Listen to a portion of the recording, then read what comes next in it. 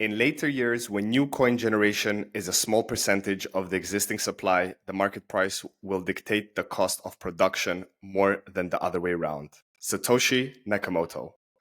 Welcome to What is Your Bitcoin Story with your host Gigi. And today we're thrilled to have a very special guest joining us, Katie the Russian. Katie's journey is as fascinating as it is insightful. As the founder and CEO of Plan B Passport, she brings a unique perspective shaped by her experiences as a Russian born citizen. Driven by her own immigrant experience, Katie recognizes the power of diversifying one's citizenship and residency options.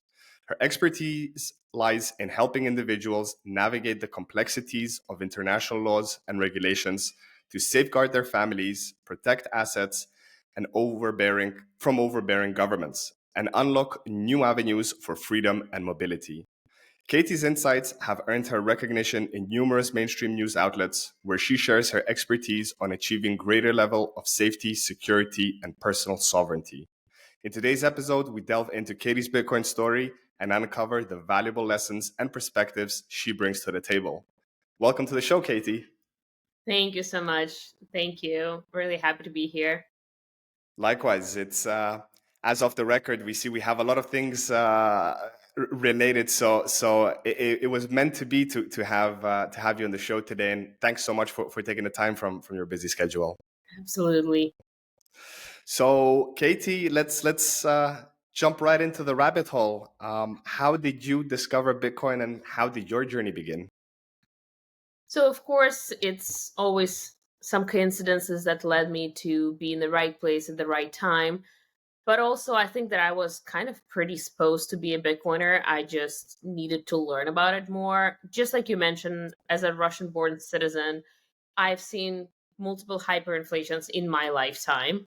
I also seen the assets being seized from bank accounts, my bank accounts being shut down. And I'm like 18-year-old, definitely not a domestic terrorist or anything, but somehow my bank account always being shut down at the wrong time. So I knew that the financial system is weird. The geopolitics having so much effect on the currency is not okay. And like I already learned all that through my experience, and then it was just a matter of time until I actually find Bitcoin and learn about Bitcoin. So I moved to the US when I was 21, and I barely spoke the language whatsoever. I spent 6 months learning it from scratch, and then I moved to the US.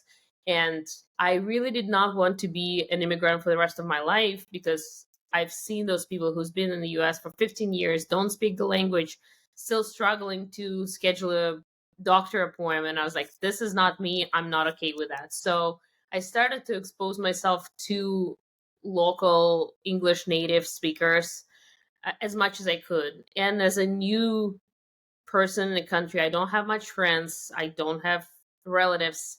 So I just started going to meetups. And at this point, somebody already mentioned Bitcoin to me here and there. And I was like, I'm just going to go to Bitcoin meetup and whatever I learn. So I started showing up, started talking about it on my Facebook a little bit. And at this point, for me, it was like, okay, it's freedom money. I don't really understand why, but it sounds good. That was where I was standing at the time. And then there's this girl that I met at a language school in Fort Lauderdale, Miami. And she goes, hey, there's this Russian mining farm that is going to the US for a conference. They don't really speak the language. Can you be their translator? They need to shoot some interviews. At this point, I learned the language from scratch for 10 months. So I'm like, of course I will be a translator. I'll take those interviews. Buy me a ticket to New York and I'll get it done.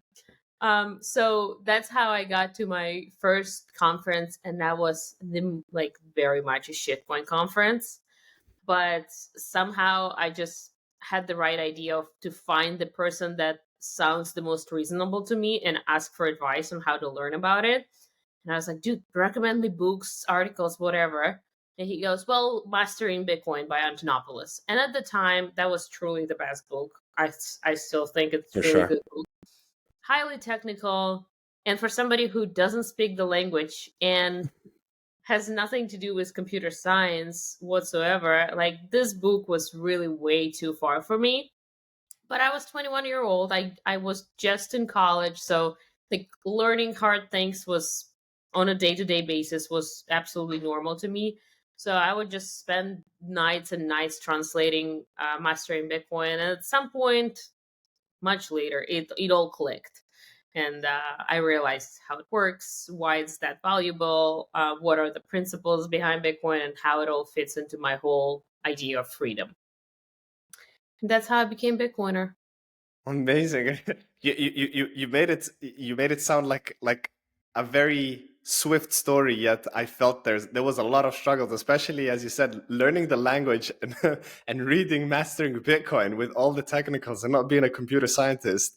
Uh yeah, challenge is not the word to use, but hey, you made it through, and the most important thing, the orange light bulb moment happened, which there's a lot of people still right now of time of this recording in the year of 2024 where Bitcoin's been around for 15 years, people still don't see the light, and they still decide to shitcoin and look for the next best Bitcoin, right? And I was definitely there. When I was reading Mastering Bitcoin, I was also trying to read every white paper that was coming out. And it was like 17 white papers a day coming out from the world. And you're like, okay, I'm going to try to read it. What is this new coin? Thankfully, I had no capital to invest into any of that. I was an immigrant without a real job and all that. So, that's how I didn't lose a lot of money in shitcoins. I actually didn't lose anything in shitcoins, thankfully. But yeah, by the time I had capital, I definitely was truly orange pilled. Yeah, no, definitely talking about white papers. I remember the 2018, 19, and slash 19 era when there was new papers rolling out every day, and they just kept getting longer and longer. And some white papers were like close to 100 pages. It was like a book, not a white paper. Yep.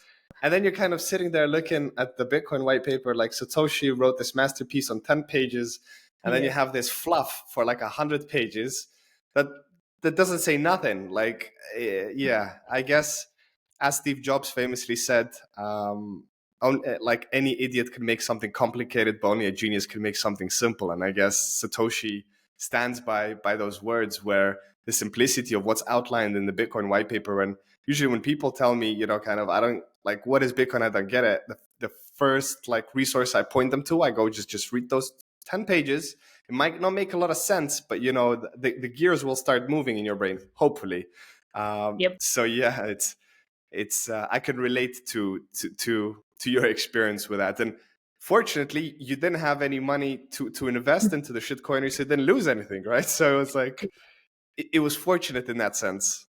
For sure. So I guess so from then you kind of Bitcoin really kind of broke through, and you realized the potential, and as you mentioned the principles of it. What was the next steps? What kind of how did your journey take you to founding Plan B and going down the passport selling Yeah. street, so to So I say? kept trying to meet the community, in Miami or elsewhere. I kept traveling the world. And at this point, I was already having a remote job, so I could actually travel here and there. And I also just got on Twitter and started talking about flag theory. So I was already Mm. totally sold on the idea of like having multiple passports and residencies. I was talking about my experience as an immigrant in the US, that I can like open a bank account without social security number, while the local citizens cannot do that. So I Mm. realized that this game of jurisdictional arbitrage can be played on a very small scale, like I did, or there's way more for that. So I just went down the rabbit hole and just started talking about it on Twitter. Not because I was trying to sell anything, but because I was like, Bitcoiners need that. That makes so much sense. It go hand in hand with Bitcoin. And the more I was talking about it, the more people started sliding into my DMs and asking for advice. And I was like, wait a second. So I have the audience, I have the expertise, I just have nothing to offer to them. And at some point, I was like, okay, I can no longer provide them my time and expertise for free. I'm just going to package it into a product. And that's how Plan B started. Amazing.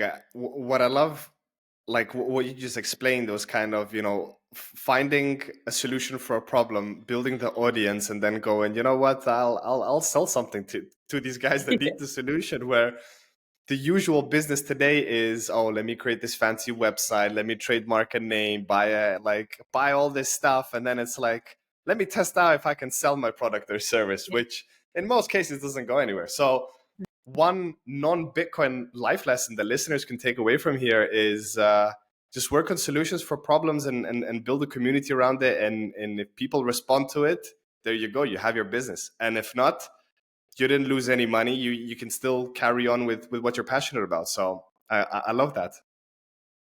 Sure. So what year did you officially launch then Plan B? When did it come to life? How long has it been? 4.5 years. I want to say, it, I think my website went live February Pre-pandemic. 5 years ago. Yeah, pre-pandemic for sure. Okay. BC, I changed the term. BC is not before Christ, it's before COVID. So I have the BC or the post BC. Yeah. Okay. Nice. And I guess the start with that was kind of, it just took off straight away, because as you said, you already had all the people, the community on Twitter that were reaching out. So it was kind of just like, instead of giving free advice, was actually, helping these people get their citizenships and different passports. And how has that been since? Kind of, how do you see the landscape changing 5 years ago when you started, and where you are today? Well, I'm much more of an expert right now, so that definitely makes it easier in terms of the conversion, right? All that. Mm, And I also made a name in the industry in a way that like people know that I've been around and talking about passport for so many years that I'm probably a reliable source of information. And of course, in terms of the market, we are quite correlated to Bitcoin price. So we have a bull market and a bear market, totally. Um, and um, what did I want to say about that? So yeah, we do have Bitcoin, and I'm not trying to go outside of the Bitcoin audience, honestly. Like I mm, could start doing pay per click and all that, but I really love my audience. I really like working with Bitcoiners. I have more to offer to them than anybody else in the market, so I'm more valuable service provider for them too. And I'm a mother, so I'm not trying to scale to a huge corporation with 17,000 people working for me. I just want yeah. to run a solid, high quality service business for the audience that I enjoy. So Y- Bitcoiners No, are my people. I stick with that. that's true. The orange community, and no, I fully support that. I don't think every business should be a multi conglomerate and grow, because then, even like, you cannot give the relationship and the service that you want to give to each client. Then each client just becomes a number in the system.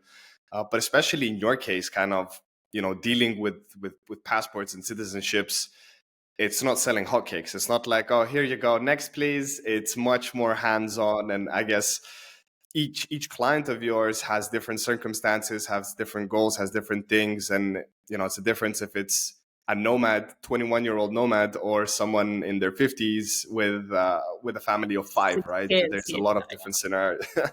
It's not the same solution fit all. But for I sure. guess I'm interested, kind of, are most of your clients, are they kind of young generation people, kind of Bitcoiners, or they're older crowds, or it's a mix of everyone? I would say that's the two different portraits. One is a single dude around 30 years old, total Bitcoiner, traveling the world, nomading around, and the other one is a family man with kids who's not planning to relocate, just wants to have a plan B solution for the family. Those Hmm. are the two. I see. I see. And essentially, so everything, I guess, there's no fiat involved in your business, right? All the payments, everything's done in Bitcoin, or there is a choice if people want to pay in Yeah, there's dollars. definitely choice. Sometimes they want to get rid of their fiat, and that's a good way to do that. And I see, and I guess to location. So I'm pretty sure in the beginning, 5 years ago, you started with certain jurisdictions, and then you've been adding them along the way, right? I've been adding and subtracting, honestly, Oh because wow. it's geopolitics, right? So geopolitics is involved, and we see some programs getting shut down. Like Cyprus used to be a huge CBI solution, right? And Mm. under the pressure of EU, they had to shut down the program. So same happens with other jurisdictions. They come and go from the market. And another thing is, again, I'm providing service for a very niche audience. So I see what Bitcoiners want, and like if you look at the overall citizenship by investment or investment migration market, there's a lot of more interest for like jurisdictions like Portugal and Greece, while my audience doesn't really care about EU that much. So my audience actually very interested in Turkey, um, which is interesting because Turkey is on the other side of political spectrum from their home jurisdictions. And when you hedging and trying to get yourself a plan B, that's what you're going for. So I'm just, you know, customizing my offerings to my audience specifically. Of course, I have a lot of hopium for more programs coming to the market, but honestly, I've been a little bearish on that lately. I feel like we're gonna have a big bear market in the investment migration industry because the old guard, such as EU, will try to force the programs to get shut down under the pressure Mm. of like visa free treaties or other diplomacy and bureaucracy in place. And I think we're going to see those programs getting shut down for a couple years. But then we do see big changes in the geopolitics, new big players coming in, the old players losing their power. So I think it's going to be like a short bear market, and then a lot new players that will step in for citizenship by investment, residency by investment, golden visa kind of style programs. I think a lot of Latin American countries will come out with programs like that. So again, geopolitics, it's cyclical and it's ever changing, so we just have Mm. to keep our hand on the pulse. It's like the sea, right? The tide never stops going. It keeps changing. It's never static. Yeah, But yeah, exactly. I totally agree. I mean, agree. I'm also like, I personally don't like the way the EU's going and everything that they're putting in there. They're constantly making it much more draconian. Off record, I told you I recently moved out of EU for personal reasons, but also I didn't like the way things are going and my outlook on EU. I don't think it's going that well. And specifically, there's other countries, and especially when you mentioned the territory of Latin, like Latin America, there's a lot of change happening, and I'm hoping the change will be in the positive way. And if we see kind of people will be always looking for where it's better for them than just kind of stand by, as you said, the Greece, Portugal, these amazing kind of prosperous countries, but then again, kind of the regulatory stance is not that good. And especially for your specific audience, the Bitcoiners, once these regions start clamming down, and as we have this, like all these bogus rules coming in the EU with the transfer laws where you need to be declaring who you're sending your Bitcoin to over a certain value, was $1,000 or $10,000, like it kills off the whole idea of Bitcoin, right? Like there Yeah. shouldn't be any restrictions or any KYC or proof of nothing. Like it's freedom money, and yet they're trying to put it down into their own system of traditional banking, where you need to literally down to the underwear size that you're wearing. You need to like declare everything, who you're sending to, why, where, which is insane. Yeah, and they will keep trying to fit Bitcoin into the traditional regulatory heavy system, and that will be up to us to step in and say, no, I'm not okay with that. I would rather move elsewhere and play by my rules and by Bitcoin rules. Yeah. So yeah, that will be up to us, Bitcoiners. And I mean, it gets easier as well to pack up your bags and leave, because now you don't have like, it's not like gold or like physical cash that you need to strap in and go through a border and they're like, what Yeah, is it in that bag? Let's have a look. You can go through with even if you want to go full tin hat, foil hat, you can remember your seed phrase and go through exactly. the border control.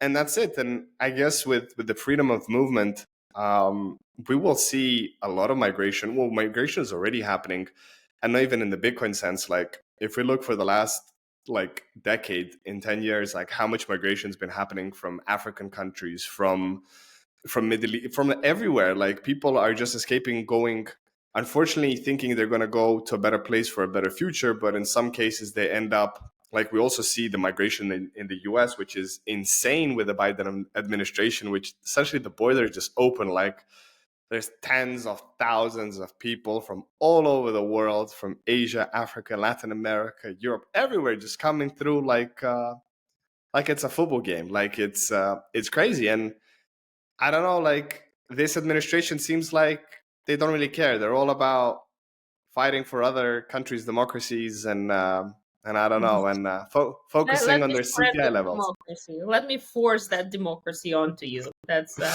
what Americans do. Funny you mentioned Crazy, right? football team. I've been reading a lot of stories where you know how Mexico is really into soccer. So, Yeah. and in Texas, we have a good soccer team. We started hosting soccer games. So, the Mexican will just illegally cross the border, buy ticket for a soccer game, watch the soccer game, and go back home. So, they literally illegally cross the border just to watch soccer games. That's how easy it is. Wow. Wow. Well, what do you think, Katie, kind of yourself being, right? And you live in Texas, right? In the US. Yeah. Yes. So essentially, the border is not that far off. How do you see things kind of like, do you see anything changing, or they can't leave it like this for indefinitely, right? Yeah, I did not notice any change in my city, and I'm actually in Austin, Texas, which is like a Hmm. blueberry in the tomato soup, meaning that it's a Democratic city in a Republican state. So far, I haven't noticed no change. Most of the homeless meth addicts in a downtown area are very American. So that's all I see so far. My God. Yeah, that's another thing that you mentioned, kind of the drug epidemic, which is huge in the US, and it's been increasing every year. And another problem, not even migration, it's like the state just doesn't care about its people, which is sad, because kind of America, with all its resources and all its quote unquote wealth, is doing Yeah. nothing about its people, which is sad. They're helping those people to get more and more addicted, honestly. You know, it was funny. My husband and I visited my hometown 3 years ago, and it's like a tiny town in the Siberia, like Ural Mountains. And we walk around the downtown area, and he's like, "Are we in a really, really nice city?" I'm like, "What do you mean?" Because my city is not considered really, really nice. He's like, "Where are all the homeless people?" And I'm like, "Well, they're living with their mothers, and she's taking They're at care of home. them." That's what it is. Like all the alcoholics, their elderly mothers just still taking care of them. And like, we don't really have people on the streets. Like, that is not the thing. I think the family unit is really who supports them, Mm. what keeps them alive and what keeps them under the roof and fed. Um, I think my baby's crying. I'll have to pick him up. I'm sorry. No problem, no problem. We can pause, take it to another spectrum, and talk to you about sovereignty and personal sovereignty, which is kind of a very strong factor that you believe in, and essentially one of the reasons you started Plan B. How important do you think personal sovereignty is in today's digital age, where we're fully under surveillance and kind of all these laws are coming into place? How do you think that affects the average person today? So I realized that sovereignty as a goal should not be the case. That's my Mm. current take, at least. Sovereignty itself is not the goal. The lifestyle of your dream for yourself and your family is. So sometimes this lifestyle requires a lot of steps towards more sovereign lifestyle. When we're talking about, and again, safety, of course, safety is definitely one of the biggest necessities for me right now as a mother, as a family person. And when I realized that I cannot rely on government provided safety services such as police, etc., I will go and find a solution. And in my case, solution is having firearms, being trained in firearms, being trained in martial arts as much as I possibly can. Then I want to provide the best food for my children. So let's build a chicken coop and have the best eggs from our backyard, because then we will know what the chickens eat, and we'll know the source of our food. Same goes for like other food sources, etc. So it is not that I'm taking steps towards more sovereign lifestyle for the sake of being sovereign, but because I want to achieve this very important things for my kids and myself, that are like, I'm highly principled on those little necessities for our family. So I have to go ahead and be more sovereign in my choices. Yeah, it's funny how that's the total opposite of what we were just talking about a moment ago with kind of the American scene where there's so many people in the streets, and then back home in Russia, kind of you don't have this homelessness because people take care of their families, and you can see it still resembles through. And I don't think this is just in Russia. Generally, in Slavic countries, we view family very different to the West, but I think I totally agree with you that kind of sovereignty shouldn't be just focused on you personally, but on your loved ones. And the same thing goes with me. Everything I do and kind of all of our decisions revolve around families' well-being and preservation of our children and giving them the best future possible. Which, unfortunately, in some countries, and the way the system is programming and brainwashing everyone, it's kind of this self-consumerism, focus on your own, kind of do your own thing, don't care about anyone. And as that shows us, it doesn't really lead to a good future. Exactly. So we're good to carry on. Yep. Yeah.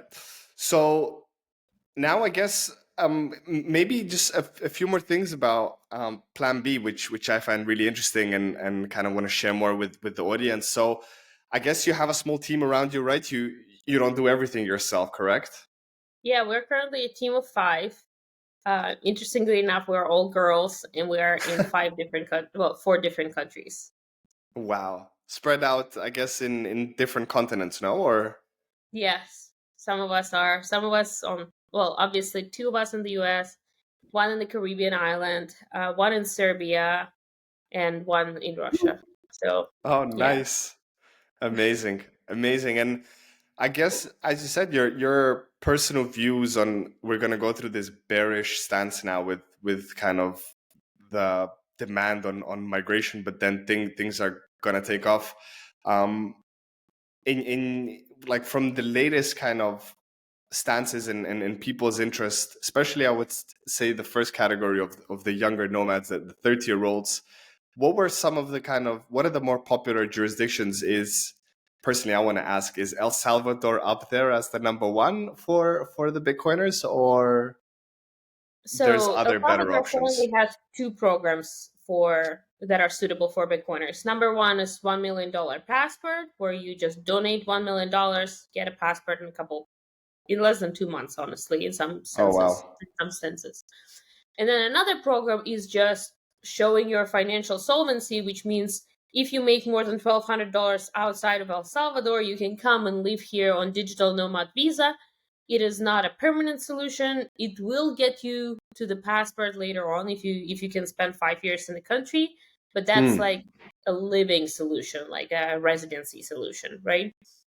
So I would say what the single Bitcoiners do is they obtain a passport from a tax haven, such as one of the Caribbeans, Antigua, let's say, and then they travel around the world and try to find where they love living. And because in this case they're a tax resident of, let's say, Antigua, and then they spend less than a certain amount in every country around Latin America, they don't really trigger the tax residency elsewhere. So they just pay zero capital gains tax, zero global income tax. They travel around the world, just making sure they're playing according to the rules while still not paying taxes legally. So that's what a lot of single Bitcoiners do. I actually see a lot of families moving to El Salvador, more Hmm. than more than just single Bitcoiners. They find it a good for like family unit is pretty strong in Latin America too, just like in Yeah. Slavic countries. I found this quote that I found really hilarious. It's like Eastern Europeans are winter Latinas. So I can see some similarities between the two. But yeah, in Latin America, the family unit is strong, so they move there with their kids in the family.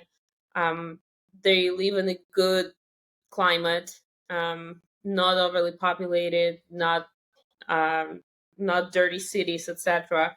Um, they live in the nature. They have access to good food, and why not?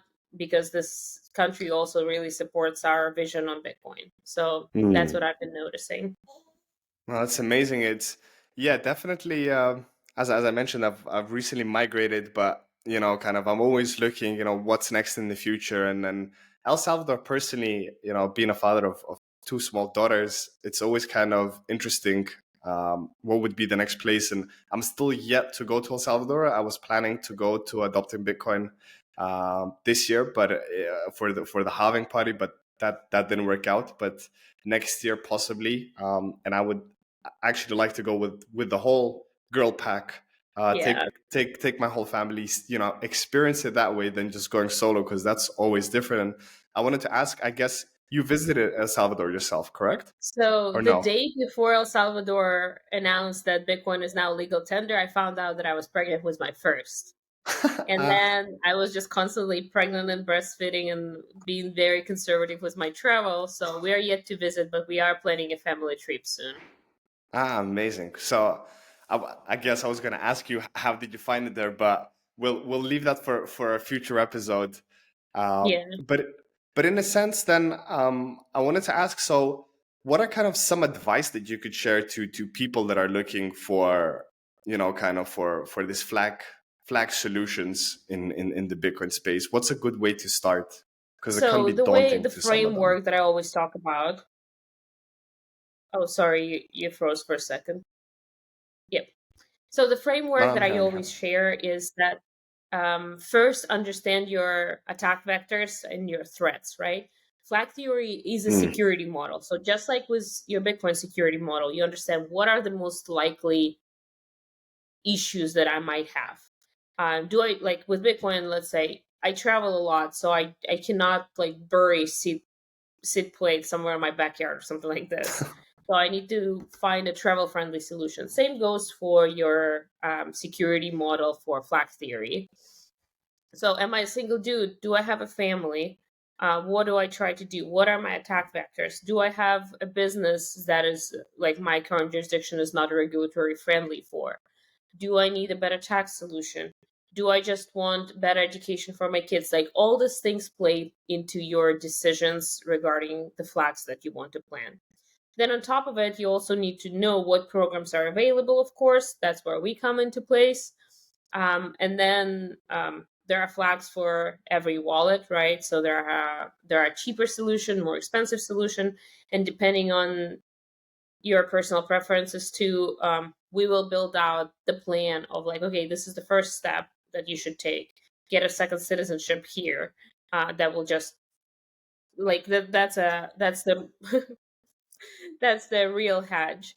Now, then you actually decide to relocate. So let's find the country that is good for your family. And just like that, you build out your security model. And with Bitcoin, I'm sure every few years Bitcoiners want to redo their security model because things change in life, yeah. or like a better software came out, or you just want to set up inheritance for your kids. So you change it up. Same goes for flag theory in terms of like geopolitics plays a huge role, right? When the Russia-Ukraine war started, that has changed a lot for many European clients.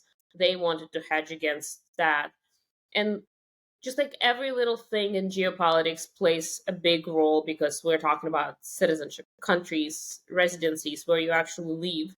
So this is definitely not a I get it done one time and it's good forever. Probably not. Mm, yeah. Yeah. No, I agree. And for all of you listeners who are thinking, wow, like that might like there's a lot of things to evaluate. Well, now you don't have to think about it yourself. You can always reach out to Plan B, and they can help you kind of rule out the plan and create this flagship theory for your particular case. And For that's what sure. I love. Go ahead. Yeah, and while we provide services for a very like handful of countries, I Mm. absolutely like I live and breathe this topic, so I always love to just brainstorm with Bitcoiners on what would be a good solution for them. It may not be on our list of countries, but I also lived all over the world. Like I lived in Latin America, I lived in Europe, I lived in Russia, in the US, and I know about hundreds of immigration policies that I don't provide services for. So feel free to reach out, ask your questions. Let's brainstorm together. Amazing. And once again, it's much better speaking and getting advice from someone who's lived it and experienced it themselves instead of just kind of studying it and relaying it. Like we have the teacher model in schools, right? And especially I find it funny when we have business teachers that have never run a business in their life, yet they teach about business. You I've know, that's experienced one of this. the reasons. That was the trigger for me why I moved to the US. Well, partially. So I was studying in St. Petersburg State University, which is like an Ivy League of Russia. Really Yeah. good school.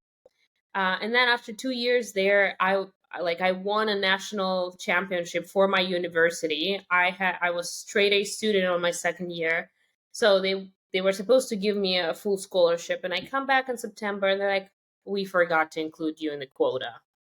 And I'm like, "What do you mean you forgot?" He's like, "Totally forgot. Like, I'm so sorry, but you're gonna have to pay for this year." And I was already pretty pissed at this point. So I go to my HR class, and I realize everything we talk about is absolutely not applicable. And I'm like, wait a second, like, did we just translate an American book and we think it's gonna apply in Russian culture for HR? Like, yeah, we don't really have books on that here. I'm like, am I gonna study for the next 6 months this topic that is absolutely not applicable here? So I decided to look into exchange programs, and then I also decided to look into athletic scholarships, and that's how I found that there's athletic scholarship for Russian students in the U.S., and I could actually get a full ride because I was a champion of Russia, and that I was like, okay, let's move to the U.S. and see how that goes. Oh. Amazing. Yeah, no, and definitely with kind of with taking a chance. A lot of people, also they're afraid to take the leap.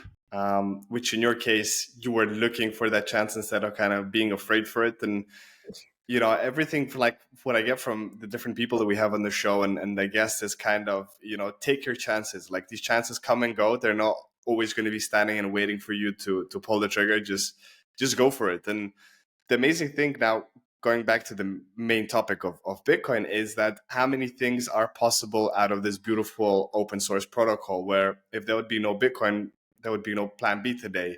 And there's so many other businesses that would have just not existed. And once again, we're still, I see it as maybe not inception, but still the teenage years of Bitcoin.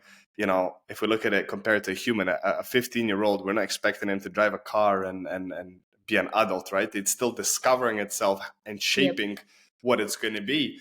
That this is kind of in my eyes, like it's the best time to get involved in Bitcoin through doing a passion that you want to do. And there's so many ways you can spin it around.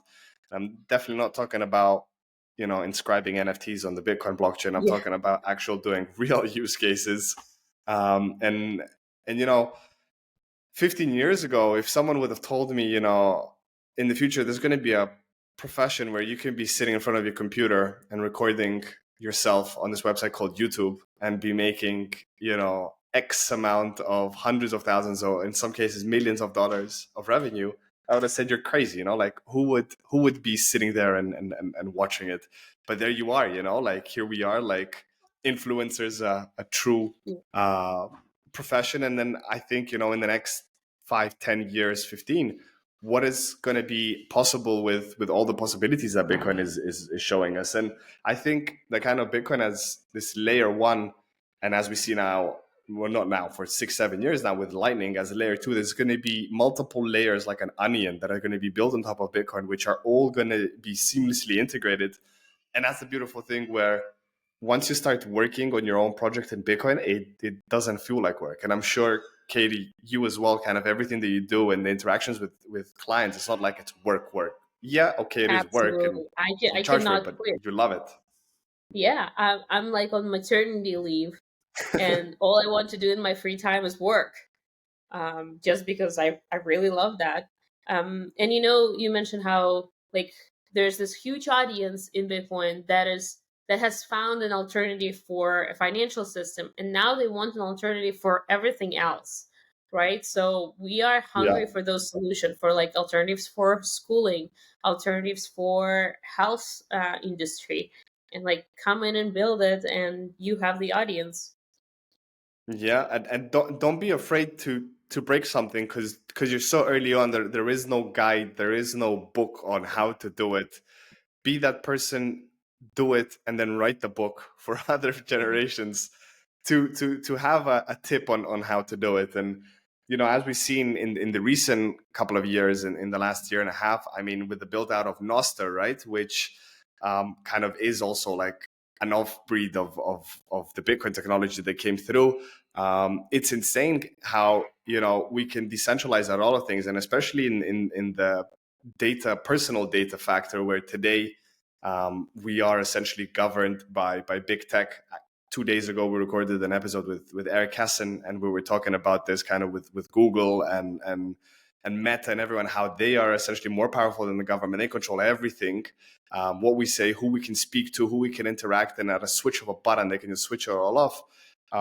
Kind of with these open source protocols, we can really take control back of our lives, of course, with Bitcoin through monetary ways, but now, with other protocols through our data, and other means. And I guess the next big domino to hit will be identities, right? Because how many Mm, identities are being stolen and forgified? So there's so many problems to get solved that when people say there is no use case for Bitcoin, like I have a nice little like laugh inside, because there's so many things to solve instead of saying there's nothing to solve. And I guess those absolutely. people just need to get reading or listening to some podcasts to figure out that there is a lot of things to take care of. Absolutely. At the farmer market, I met a girl yesterday who got her social security number stolen, and somebody got a bunch of debt for her. Oh my God. But on the other side, I also know people who sold their social security number multiple times. They actually request a new card and sell it to somebody on darknet. That's how they make money. I'm My like, this God. is hilarious. Two sides of a Yeah. coin. And right, the saying that we have in our community, right? Don't trust by verify. Like how in this old world it's all about based on trust, but really there is no trust, so nothing really happens, and you kind of need to prove everything to everyone. But yeah, it's I guess that's another topic on another tangent. But Katie, I would like to ask you, as I don't want to take too much of your time. I know there's baby, quote unquote, at hand. So I don't want to keep you for too long, and I really appreciate you taking the time to jump on the episode today, and kind of proving that even in the maternity stage, there's always time to do things that you love. And yeah, I wanted to ask you, as I ask all guests, for people that are still on the sidelines with regards to Bitcoin, what is one piece of advice you want to leave them with, from today's episode? Keep learning, I'd say. If you're not fully orange pilled, it's simply because you don't understand something about Bitcoin. Because once you get it, you're sold. There's no way back. You're done for life. It's like Hotel California. You can never leave. So um, it's a one-way vortex. Once you're sucked in, yeah, that's it. There's no getting out. for sure. And then it Bitcoin must seem very complicated. You know how we say there's not enough girls in Bitcoin simply because we're not very interested in economics, geopolitics, tech. Those are just not the topics for us. But once you find the social aspect of Bitcoin and you meet other Bitcoiners who share your values and principles in life, they will help you get there. So having Bitcoiners around me has helped me understand Bitcoin more and more, definitely. So that would be my piece of advice too. Amazing. To sum it up, it's start learning and start mingling with fellow Bitcoiners to realize you're not the only one that kind of sees that the world's not in the right place. You have someone to share it with. Yeah, for sure. Amazing. I So found I so met my husband at the BitDevs meetup. Ah, did you? So now I There you have go. a book of like any explanation of Bitcoin tech living with me full time, which is amazing too. Well, you see, guys, dear listeners, going to different community events and meetups, you might not just meet people with the same interest. You might find your next love partner. So you Yeah, never know what's waiting for you at the next meetup. for sure. Amazing, Katie. Thank you once again for taking the time. Last question: where can we send our listeners to follow you online? I guess Twitter is the main profile, right? The hotbed. Definitely Twitter and YouTube. I started posting a lot of good information in video format recently, so definitely follow on YouTube. It's Katie Plan B Passport channel or Katie the Russian on Twitter. Those are definitely the best resources. Also, feel free to sign up for our newsletter because that's where we really educate people on all things that happen in the industry. It's like a weekly, sometimes a little less than weekly newsletter. Yeah, we will break down all the news that happened, why it took place, what does it mean for you as a potential applicant, what are the new jurisdictions that come into the market, etc. Amazing. Well, there you have it, guys. Don't be shy. Feel free to slide into Katie's DMs on Twitters with your curious questions. Definitely check out the YouTube channel. That's amazing. That you're also integrating on that social media platform, and for sure sign up to the newsletters to get some really good, valuable information with regards to the topic of migration. Katie, I wish you all the best of luck with all of your endeavors in work and family wise. And yeah, and we look forward to having you on the show in the future. And I'm sure on this small little bubble in the galaxy we call Earth, Mother Earth, we will see each other one day. And I look forward to speaking to you again soon. Absolutely. Thank you so much. Thank you for having me. You're Apologies for this plus one that decided to enter the podcast. No, the plus ones are always welcome. They're always unconditionally invited to the show. Thank you. Thank you.